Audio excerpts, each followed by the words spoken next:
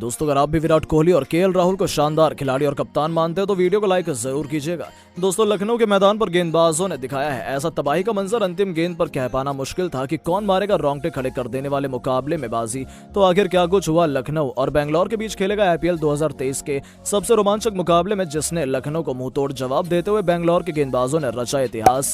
किसने मारी अंतिम गेंद तक चले इस सांसें थमा देने वाले महामुकाबले में बाजी, उसकी पूरी हाईलाइट हम आपको दिखाएंगे। लेकिन उससे पहले आपको क्या लगता है, विराट कोहली और केएल राहुल में कौन सबसे बेहतरीन खिलाड़ी और कप्तान है? नीचे कमेंट करके जरूर बताइएगा। दोस्तों, लखनऊ के एकाना में कमाल लाजवाब के सामने थे किंग कोहली। लखनऊ और बेंगलोर के बीच जबरदस्त महामुकाबला होने वाला था, जिसे देखने के लिए पूरा स्टेडियम खचाखच भरा हुआ था। इस महामुकाबले से पहले जब सिक्का उछाला तो बेंगलोर के कप्तान डुप्लेसी ने टॉस जीतकर पहले बल्लेबाजी करने का फैसला किया। हालांकि उनका यह फैसला देखकर तो शुरू में हर कोई हैरान था, क्योंकि बेंगलोर की रणनीति लोगों की समझ से परे थी। और दोस्तों, ऐसा ही अंजाम अगले कुछ ओवरों में देखने को मिला, जब बेंगलोर के साथ कुछ ऐसा हुआ जिसकी कल्पना कर पाना भी उनके फैंस के लिए नामुमकिन था। जी हां दोस्तों, आपको बता दें, बेंगलोर के लिए एक बार फिर लखनऊ के मैदान पर तबाही मचाने के लिए किंग कोहली के साथ डुप्लेसी की जोड़ी मैदान में उतरी।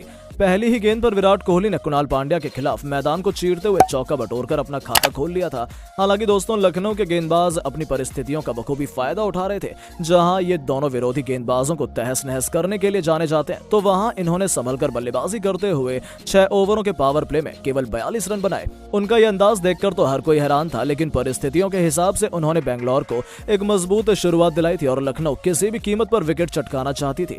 देखते ही देखते इन दोनों खिलाड़ियों के बीच अर्धशतकीय ओपनिंग पार्टनरशिप भी हो चुकी थी।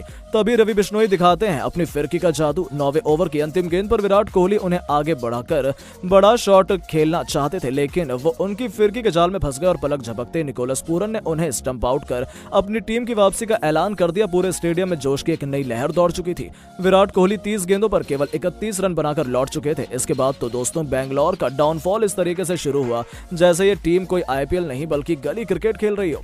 जी हां दोस्तों, लखनऊ की धीमी पिच पर लखनऊ के घातक गेंदबाजों ने पूरी तरह से शिकंजा कसते हुए सितारों से सजी बेंगलोर को तहस नहस करके रख दिया। जहां 62 रनों पर बेंगलोर का पहला विकेट गिरा था, तो वहीं देखते ही देखते केवल 90 रनों पर उनके टॉप 4 बल्लेबाज पवेलियन लौट चुके थे। जहां अनुज रावत केवल 9 रन बना पाए, तो ग्लेन मैक्सवेल को तो रवि बिश्नोई ने मैदान में टिकने भी नहीं दिया।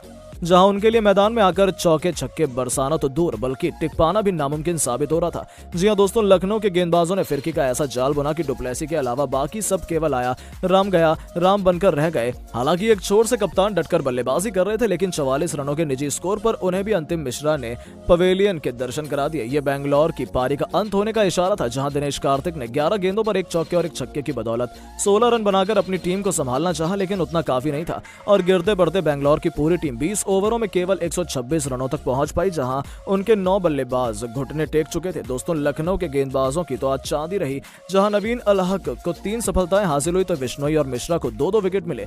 वहीं कृष्णप्पा गौतम को भी एक सफलता हासिल हुई। बेंगलोर के फैंस को तो अभी से अपनी हार नजर आने लगी थी। लखनऊ के खेमे में जश्न का माहौल था। उनके लिए पारी की शुरुआत करने के लिए काइले मेयर्स के साथ राहुल की अनुपस्थिति में आयुष बदौनी की जोड़ी मैदान में उतरी और दोनों दोस्तों पहली गेंद पर बेंगलोर ने अपने तेवर दिखा दिए थे। जी मोहम्मद सिराज ने काइले मेयर्स को बिना खाता खोले चलता कर अपनी टीम की वापसी का शंखनाद किया।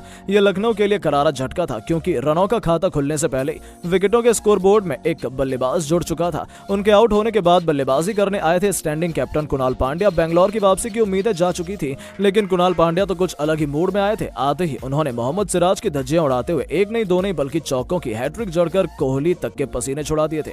जी हां दोस्तों, पल भर में इस खिलाड़ी ने बेंगलोर की खुशियों को मातम में बदल दिया था। लेकिन दोस्तों, ये तो मात्र शुरुआत थी। उसके बाद बेंगलोर के गेंदबाजों ने भी ऐसे तबाही का मंजर दिखाया जिसने क्रिकेट जगत को दांतों तले उंगली दबाने पर मजबूर कर दिया। जी हां, कुणाल पांड्या को ग्लेन मैक्सवेल ने अपने जाल में फंसा लिया। जहां कुणाल 11 गेंदों पर 14 रन बनाकर चलते बने, तो उनके आउट होने के बाद आयुष बदौनी भी हैजलवुड के जाल में फंस गए। लेकिन दोस्तों, इतना ही काफी नहीं था। शुरुआती 3 झटकों से लखनऊ उभर ही रही थी कि बल्लेबाजी करने उतरे दीपक हुडा को भी वानिंदु हसारंगा ने चलता कर मुकाबले का रुख पूरी तरह से पलट दिया था। अचानक से बेंगलोर लखनऊ पर पूरी तरह से हावी हो गई थी और केवल 27 रनों पर उनके 4 बल्लेबाज पवेलियन लौट चुके थे। अब लखनऊ की आखिरी उम्मीद बनकर मार्कस स्टोइनिस और निकोलस पूरन की जोड़ी मैदान में मौजूद थी।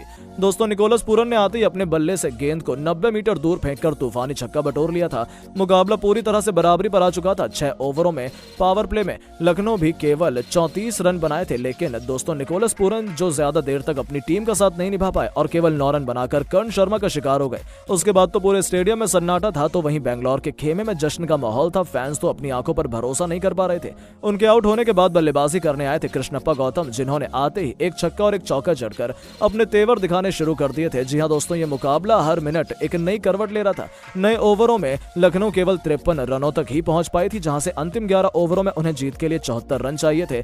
ऐसे में यह मुकाबला किसी भी तरफ जा सकता है और अंतिम गेंद तक चलने वाले इस मुकाबले में कोई भी टीम बाजी मार सकती है। लेकिन दोस्तों, आपको क्या लगता है कि लखनऊ और बेंगलोर में कौन सी टीम प्लेऑफ में पहुंचने की सबसे बड़ी दावेदार है? नीचे कमेंट करके जरूर बताएं और ऐसी शानदार खबरों के लिए चैनल को सब्सक्राइब जरूर करें। धन्यवाद।